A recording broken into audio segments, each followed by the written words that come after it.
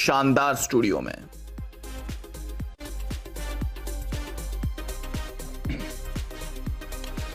नमस्कार, सीएनबीसी आवाज big cash studio में आप सभी का स्वागत है। मैं हूं सुमित और फ्यूचर एक्सप्रेस में आप देख रहे हैं मार्केट्स जो कि दिन के ऊपरी स्तरों पर फिलहाल ट्रेड करते हुए दिखाई पड़ रहे हैं। निफ्टी और सेंसेक्स दोनों ही रिकॉर्ड स्तरों पर पहुंच गए हैं और मिड कैप इंडेक्स भी रिकॉर्ड स्तरों पर ही फिलहाल ट्रेड करते हुए दिखाई पड़ रहे हैं। लगातार चौथा दिन जबकि mid cap index record levels पर तो है ही, लेकिन साथ ही साथ अभी भी बातचीत के दौरान दिन के ऊपरी स्तरों के करीब ट्रेड करता हुआ 262 अंकों के आसपास की बढ़त वहां पर देखने को मिल रही है।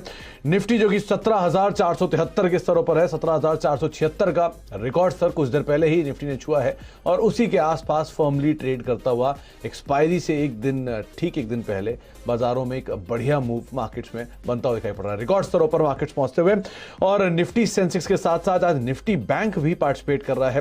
रफली फ्लैट टू पॉजिटिव साइड पर है, लेकिन ज्यादा इंटरेस्टिंग आंकड़ा आपको दिखाई पड़ेगा निफ्टी पीएसयू बैंक में, जो कि निफ्टी बैंक के कंपैरिजन में ज्यादा बेहतर परफॉर्म करता हुआ दिखाई पड़ रहा है। तो मार्केट में मूव है, चौतरफा मूव है और जिसमें small cap mid cap actively participate कर रहे हैं और पीएसयू बैंकिंग इंडेक्स दिन के ऊपरी स्तरों पर 2% की तेजी के साथ फिलहाल ट्रेड करता हुआ दिखाई पड़ रहा है। चले हम बातचीत करेंगे आज राजेश पालविया से, हमारे साथ मौजूद होंगे कुछ ही देर में और उनसे हम चर्चा करेंगे मार्केट्स को लेकर, साथ ही साथ उनके सस्ते ऑप्शन पर भी बातचीत करेंगे और उसके अलावा उनका मूड माहौल कैसा है बाजार को लेकर, कैसे उन्होंने मार्केट्स के आंकड़ों को रीड किया, इस पर भी हम चर्चा करेंगे। लेकिन उससे पहले कुछ आंकड़े आपकी स्क्रीन पर आते हुए दिखाई पड़ेंगे, खासतौर से कॉल्स और पुट्स के जो नंबर्स होंगे वो। निफ्टी के आंकड़ों में एक बढ़िया फेरबदल होता हुआ दिखाई पड़ रहा है। 17,300, 200, 400 ये जो है ये बेसिकली अब बेस के तौर पे कामकाज कर रहे हैं और मेजर पुट राइटिंग जो है इन्हीं लेवल्स पर होते हुए दिखाई पड़ रही है और धीरे धीरे बेस शिफ्ट हो रहा है। कल हमने बात की थी 17,300, 17,350 के लेवल्स की। आज 17,300, 17,400 और 17,450 ये तीन लेवल हैं जहां पर मेजर ओआई चेंज आपको दिखाई पड़ेगा।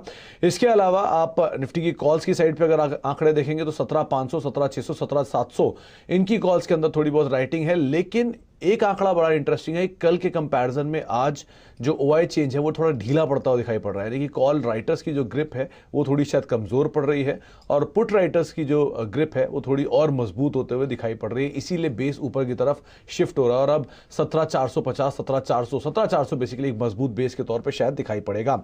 सेम आंकड़े आपको निफ्टी बैंक में भी दिखाई पड़ेंगे, हालांकि वहां रेंज बहुत छोटी है, 36,500 नीचे और 37,000 ऊपर, ये दो ऐसे लेवल हैं जिनको बाजार शायद कीनली वॉच कर रहा है और इन्हीं लेवल्स के आसपास मेजर पुट राइटिंग और मेजर कॉल राइटिंग आपको दिखाई पड़ेगी। लेकिन यहां पर भी जो कॉल राइटर्स हैं उनका जो ग्रिप है वो थोड़ा ढीला होता हुआ दिखाई पड़ रहा है। लेकिन 36,500 मजबूत बेस, 36,600 और 36,700 ये ऐसे लेवल्स हैं जहां पर मेजर पुट राइटिंग होते हुए दिखाई पड़ रही है।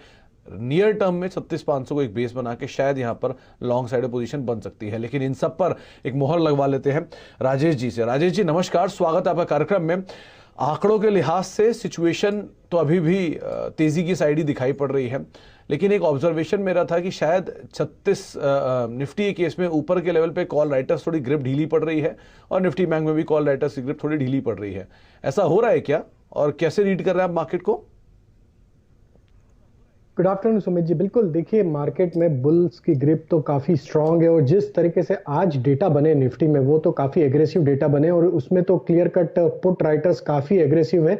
अगर हम 17,400 की स्ट्राइक की बात करें तो करीब 92 लाख शेयर्स का ओपन इंटरेस्ट वहां पे अब ऐड होते हुए दिख रहा है पुट राइटर्स का।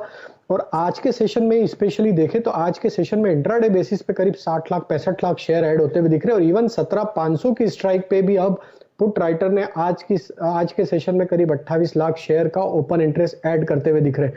तो कहीं ना कहीं ये तो पूरा क्लियर कट इंडिकेशन दे रहा है और कॉल राइटर्स बिल्कुल गायब है अभी मार्केट से। सो इससे क्लियर कट ये इंडिकेशन लगता है कि मार्केट तो यहाँ से और भी हायर साइड के लेवल दिखाता हुआ दिखेगा।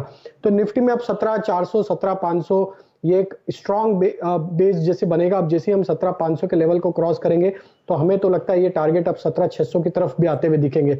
तो आज के सेशन के लिए हम सलाह देंगे कि अगर कोई डिप मिलती है तो यहाँ पे ऐड करें, निफ्टी में अपनी लॉन्ग पोजीशन को ऐड करें, 17,370 के आसपास का स्टॉप लॉस रखें और टारगेट जो हम एक्सपेक्ट कर रहे हैं निफ्टी में वो आना चाहिए करीब 17,600 के आसपास के। तो डिप्स में 17,450, 17,430 ये बाय रेंज हम सजेस्ट करेंगे, 17,370 स्टॉप लॉस और 17,550 से 17,600 तक के टारगेट हम एक्सपेक्ट कर रहे हैं। 1 से 2 ट्रेडिंग सेशन में निफ्टी में आते हुए दिख सकते हैं। तो 17,550, 17,600 ये वो लेवल्स हैं जिनको आप तेजी में देख सकते हैं। 17,370 यानी 350 जहां मेजर पुट राइटिंग के तौर पे दिखाई पड़ रहा है, उसमें उसके करीब एक स्टॉप लॉस मेंटेन करिए और तेजी ही आप मेंटेन कर सकते हैं। अच्छा राजेश जी, निफ्टी बैंक छोटे दायरे में, सीमित दायरे में कामकाज कर रहा है, लेकिन ये दायरा क्या तेजी की साइड ही रखे या मंदी की साइड जाए भी? तो देखिए सुमित जी, देखें तो पिछले वीक में भी हम देखें तो 36,500 के लेवल को बैंक निफ्टी ने होल्ड किया और उसके ऊपर ही सस्टेन करने की कोशिश कर रहा है। और आज के सेशन में भी देखें तो 36,500 के लेवल को काफी इंपॉर्टेंट लेवल है, इसके ऊपर बैंक निफ्टी होल्ड कर रहा है। हमें लगता है जिस तरीके से बैंक निफ्टी का सेटअप बना हुआ और स्पेशली पीएसयू बैंक्स में भी एक बाइंग लोअर साइड से अच्छी देखने को मिली। हालांकि अभी भी पीएसयू बैंक्स में थोड़ा सा अपमूव यहां से बने तो उनमें सभी में नियर टर्म चार्ट पे ब्रेकआउट होते हुए दिखेगा, तो वहां पे बैंक निफ्टी के लिए ब्रेकआउट के लिए काफी इंपॉर्टेंट रहेंगे पीएसयू बैंक कब यहां से। हमें लगता है बैंक निफ्टी में भी बिल्कुल लॉन्ग साइड का ही ट्रेड रखना चाहिए। डेटा के हिसाब से देखें तो 36,600 36,500 की स्ट्राइक पे पुट राइटर्स काफी एग्रेसिव है। आज के सेशन में भी करीब 11 लाख पुट ऐड होते हुए दिख रहे हैं और 13,36,600 की स्ट्राइक पे ऐड होते हुए दिख रहे हैं। तो वो ये दिखाता है कि बेस तो हायर साइड पे बना हुआ है और अब यहाँ से ब्रेकआउट जो कि बैंक निफ्टी को चाहिए वो 36,800 के आसपास का है। जैसे ही 36,800 के लेवल क्रॉस होंगे तो हम एक्सपेक्ट कर रहे हैं ये रैली एक्सटेंड होते हुए 37,000 37,100 की तरफ जाएगी। बैंक निफ्टी में हम भी यहाँ पे बाय की ही सलाह देंगे। 36,650 36,580 ये रेंज में बाय करें बैंक निफ्टी को। 36,480 के आसपास का स्टॉप लॉस सजेस्ट करेंगे और टारगेट हमें लगता है जो आना चाहिए 36,950 से 37,000 तक के टारगेट 1 से 2 ट्रेडिंग सेशन में बैंक निफ्टी में भी आते हुए दिख सकते हैं। 37,000 जहां मेजर कॉल राइटर्स हैं वहां तक के टारगेट 36,580 का एक स्टॉप लॉस मेंटेन करके आप तेजी की साइड जा सकते हैं। अच्छा, इंडिविजुअल कॉल्स राजेश जी, क्योंकि आपने बाजार पे नजरिया तेजी का रखा है तो मैं मान के चल रहा हूं कि इंडिविजुअल कॉल्स भी आपकी तेजी की साइड पे होंगी। कौन कौन से स्टॉक्स को आपने आइडेंटिफाई किया? तो सुमित जी, पहला स्टॉक जो है वो है अरविंदो फार्मा। फार्मा स्पेस में हम देख रहे हैं कि एक अच्छा मोमेंटम बनते हुए दिखा। पिछले 2-3 सेशन से देखें तो लोअर साइड से सभी फार्मा स्टॉक्स में एक अच्छी बाइंग इंटरेस्ट देखने को मिला है।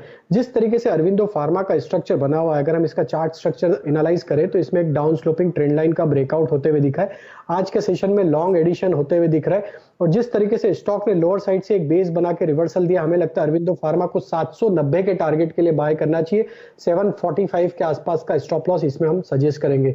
जो दूसरा स्टॉक है वो क्लियर कट जो बुलिश सेक्टर है आईटी सेक्टर, उसी में हमें एचसीएल टेक यहाँ पे काफी अट्रैक्टिव लग रहा है।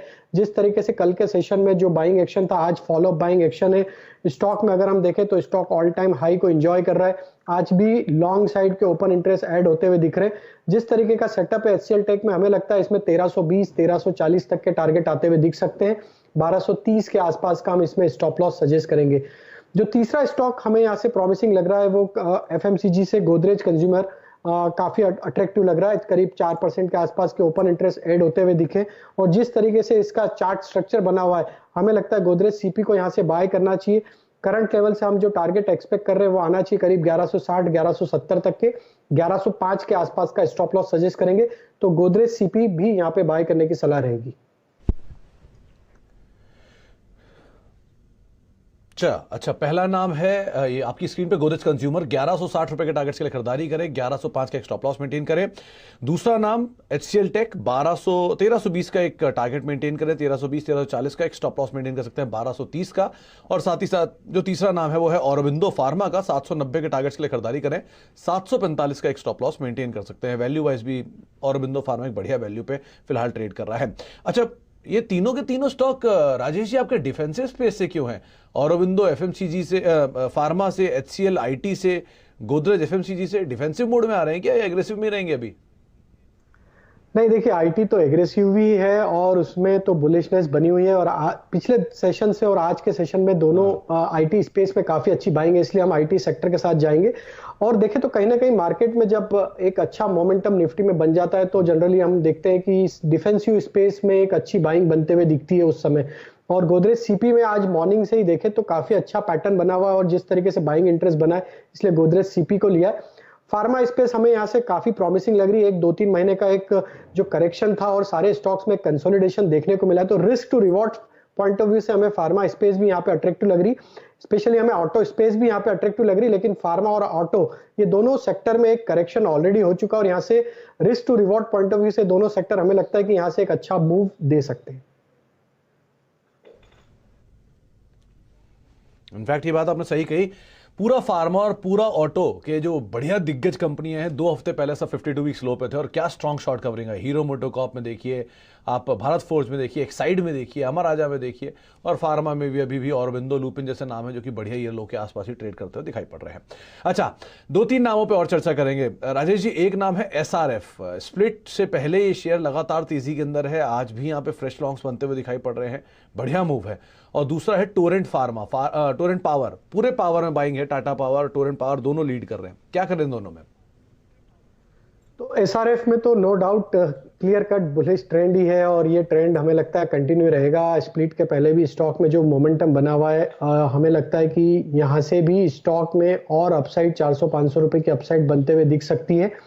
क्लियर कट इसमें शॉर्ट ट्रैप हो चुके हैं और जिस तरीके से स्टॉक ने परफॉर्म किया है पूरे वीक में, करीब अगर इस वीक की बात करें तो 8% का अपमूव इसी वीक में देखने को मिला है। हमें लगता है यहाँ से 11,400 11,500 तक के भी लेवल इसमें आते हुए दिख सकते हैं। जिनके पास भी पोजीशन है अपनी पोजीशन को ट्रेल करते रहे। अब यहाँ पे 11,050 के आसपास का स्टॉप लॉस रखें और 11,500 11,550 तक की भी अपसाइड यहाँ पे बनती हुई दिख सकती है।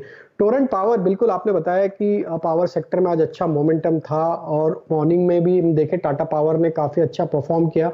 टोरेंट पावर का अगर हम सेटअप एनालाइज करें तो वीकली चार्ट के हिसाब से स्टॉक अपने एक रेजिस्टेंस, मल्टीपल रेजिस्टेंस जोन के पास ट्रेड कर रहा है और जिस तरीके से सेटअप बना हुआ है हमें लगता है कि 495 इंपॉर्टेंट लेवल है। जैसे ये लेवल क्रॉस होगा तो स्टॉक में एक अच्छा ब्रेकआउट ट्रेड यहाँ पे बनता हुआ दिखेगा और फिर स्टॉक में 530 तक की भी अपसाइड यहाँ से खुलती हुई दिखेगी।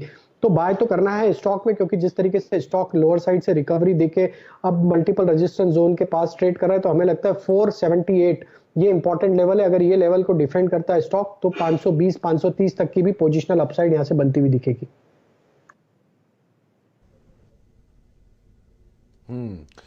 तो 520 530 तक की पोजीशनल अपसाइड टोरेंट पावर में बनेगी, लॉन्ग साइड पे आप यहां पर भी जा सकते हैं। अच्छा, एक नाम और देखिए, वो है ONGC का।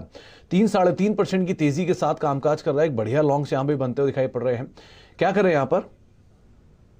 तो देखिए, बिल्कुल हो रहे ONGC का सेटअप तो काफी प्रॉमिसिंग है और स्टॉक में जिस तरीके से अब रिकवरी बनी और इसने एक अपने मल्टीपल रेजिस्टेंस जोन का ब्रेकआउट ऑलरेडी दे दिया है जो कि करीब था 125-26 की रेंज में और उसके ऊपर अब सस्टेन कर रहा है। हमें लगता है अब स्टॉक को यहाँ से होल्ड रखना चाहिए। जिनके पास पोजीशन है 125 का स्टॉप लॉस ट्रेल कर ले और यहाँ से अपसाइड के टारगेट हमें लगता है इस सेटअप के हिसाब से जो आना चाहिए करीब 138-140 तक के भी इसमें आते हुए दिख सकते। क्योंकि अगर हम देखें तो ओवरऑल PSU स्पेस में ही सारे PSU स्टॉक्स में एक अच्छा बाइंग का इंटरेस्ट कल के सेशन से बनते हुए दिखा और आज भी कंटिन्यूटी बनी हुई है। तो हमें लगता है पूरा ये PSU बास्केट ही यहाँ से एक अच्छा परफॉर्मेंस दिखाता हुआ दिखेगा। इसमें ONGC एक लार्ज कैप स्टॉक है, हमें लगता है 135 138 तक के टारगेट के लिए बिल्कुल बाय करना चाहिए। 135 138 के टारगेट्स के लिए आप ONGC के साथ लॉन्ग जा सकते हैं। अच्छा, 2 नाम आपने ऑरोबिंदो फार्मा की बात की, सामने इप्का लैब भी रख देता हूं क्योंकि इप्का लैब आज मतलब फ्रेश लॉन्ग्स में एक बढ़िया गेनर के तौर पर शुमार भी है। तो इप्का और ऑरोबिंदो अगर चुनाव करना हो तो किसको चुनेंगे? देखिए, risk to reward point of view से मैं अरविंदो फार्मा के साथ जाना चाहूंगा, लेकिन इप्का लैब का ओवरऑल सेटअप देखें तो across all time frame stock एक बुलिश टेरिटरी में ट्रेड कर रहा है और इसमें एक फ्लैग फॉर्मेशन का ऑलरेडी एक ब्रेकआउट इसमें होते हुए दिखा है जो कि करीब हुआ था 2500 रुपए के आसपास। सो वहां से तो स्टॉक ऑलरेडी 150 रुपए अपसाइड में ट्रेड कर रहा है। बट हमें लगता है risk to reward point of view से अरविंदो फार्मा यहाँ से काफी प्रॉमिसिंग लग रहा है। हमें लगता है कि अरविंदो फार्मा में यहाँ से एक अच्छा मोमेंटम बनते हुए दिखेगा, लेकिन इप्का लैब में भी जिनकी पोजीशन है वो भी पोजीशन होल्ड कर सकते। करंट लेवल से 2620 के आसपास स्टॉप लॉस ट्रेल कर ले। अपसाइड के टारगेट हमें लगता है जो आ सकते हैं करीब 2710 2720 तक के टारगेट इसमें भी अनफोल्ड होते हुए दिख सकते हैं। तो इप्का में आप बने रहें, लेकिन ज्यादा प्रेफर्ड पिक ऑरोबिंदो फार्मा रहेगी और वैसे भी वैल्यू वाइज ज्यादा बेहतर ऑरोबिंदो फार्मा की सिचुएशन दिखाई पड़ रही है। तो आप दोनों में ही पोजीशन लॉन्ग रखें, लेकिन उसमें बने रहें और इसमें नई खरीदारी कर सकते हैं। अच्छा, एक ब्रेक का वक्त है। ब्रेक पे जाने से पहले खबर आ रही है कि स्पाइस जेट ने घरेलू और अंतर्राष्ट्रीय रूटों पर करीब करीब 38 नई उड़ानें शुरू की हैं। शेयर में भी मूव है, करीब 3.5% की आसपास की बढ़त और 74-75 के स्तरों पर शेयर कामकाज करते हुए हायर लेवल से काफी टूटा भी। 108 के आसपास के हाइज थे और वहां से टूट के शेयर अभी नीचे 50-60 की रेंज में हुआ है, वहां से वापस पुल बैक दे रहा है। तो आप स्पाइस जेट में नजर रखें, दिन के ऊपरी स्तरों पर फिलहाल ट्रेड करते हुए 74-75 का स्तर यहां पर देखने को मिल रहा है। एक ब्रेक का वक्त है, ब्रेक के उस पार लौटेंगे और राजेश जी हमारे साथ बने हुए हैं, सस्ता ऑप्शन उनसे जानेंगे और ये ट्रैक रिकॉर्ड रहा है राजेश जी का कि उनका सस्ता ऑप्शन या तो 1 दिन या 2 दिन या मैक्सिमम 4 दिन में अपने टारगेट्स अचीव कर डालता है।